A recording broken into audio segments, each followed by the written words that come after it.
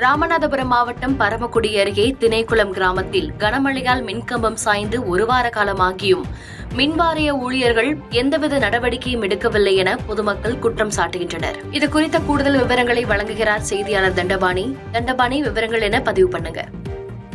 நிச்சயமாக கிருத்திகா, ராமநாதபுரம் மாவட்டம் பரமக்குடி அருகே அமைந்துள்ளது திணைக்குளம் கிராமம். இங்கு கடந்த ஒரு வாரத்திற்கு முன்பு பெய்த கனமழையால் மின்கம்பம் சாய்ந்தது மட்டுமின்றி அப்பகுதியில் இருந்த வேப்ப மரம் ஒன்றும் வேரோடு சாய்ந்தது. இதனை அடுத்து அப்பகுதியில் வசித்து வரும் மக்களுக்கு ஒரு வார காலமாக மின் விநியோகம் இல்லாமல் அல்லல் பட்டு வருவதாக புகார் எழுந்தது.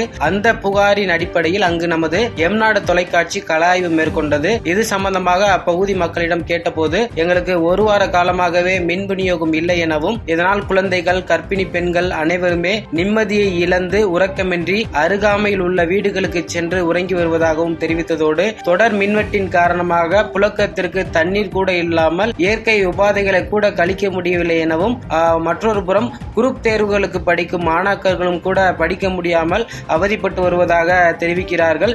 இது தொடர்பாக கிராம நிர்வாகம், மின் வாரியம் என அனைவரையும் தொடர்பு கொண்டு எவ்வித பயனும் அளிக்கவில்லை.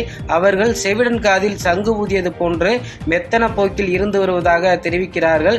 இதுநாள் வரையிலும் கூட அதிகாரிகள் யாரும் சாய்ந்து கிடக்கும் மின்கம்பத்தை பார்வை கூட இடவில்லை என புலம்பி தீர்த்தனர். குறிப்பா பார்த்தோம் அப்படின்னா, பரமக்குடி சட்டமன்ற உறுப்பினர் முருகேசன் சொந்த ஊர் என்பது குறிப்பிடத்தக்கது கிருத்திகா.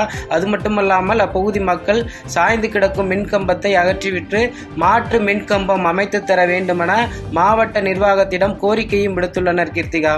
சிமெண்ட் சீட்டு எல்லாமே எடுத்துன்னு போய் ஒரு போஸ்ட் மரம், ஒரு வேப்ப மரமும் சாஞ்சு ஒரு தெரு ஃபுல்லாக நாங்கள் வந்து கரண்ட் 5 நாளாக இல்லாமல் சுத்தமாக கரங்குமுன்னு இருட்டில் தான் கிடக்கும். எல்லாத்தையும் வந்து சொல்லியாச்சு. எம்எல்ஏ கிட்டத்தட்ட இது வந்து எம்எல்ஏ வரும், பிள்ளைய வந்து படிக்கிறாங்க, சின்ன குழந்தை, ஒரு கர்ப்பிணி பொண்ணு வேற இருக்குது. இத்தனை குழந்தையில வச்சு நாங்கள் ரொம்ப கஷ்டப்படுறோம். எங்களுக்கு யாருமே வந்து எந்த உதவியுமே வந்து செய்யலை. நீங்கள் வந்து நடவடிக்கை கண்டிப்பாக வந்து எடுக்கணும். 5 நாளாகி எங்களுக்கு ஒரு ஆள் கூட ஒன்றுமே ஒரு வேலையும் செஞ்சு கொடுக்கல. குழந்தைகளை வச்சு ரொம்ப கஷ்டப்பட்டேன் சார். செய்திகளை உடனுக்குடன் தெரிந்து கொள்ள கீழ்கண்ட கேபிள் மற்றும் டிடிஹெச் நெட்வொர்க்குகளில் எம்நாடு செய்தி தொலைக்காட்சியை காணுங்கள். பாதகம் செய்பவரை கண்டால் நாம் பயம் கொள்ளலாகாது பாப்பா. மோதி மிதித்து விடு பாப்பா, அவர் முகத்தில் உமிழ்ந்து விடு பாப்பா. அண்மை செய்திகளை உடனுக்குடன் தெரிந்து கொள்ள இணைந்திருங்கள் எம்நாடு தொலைக்காட்சியுடன்.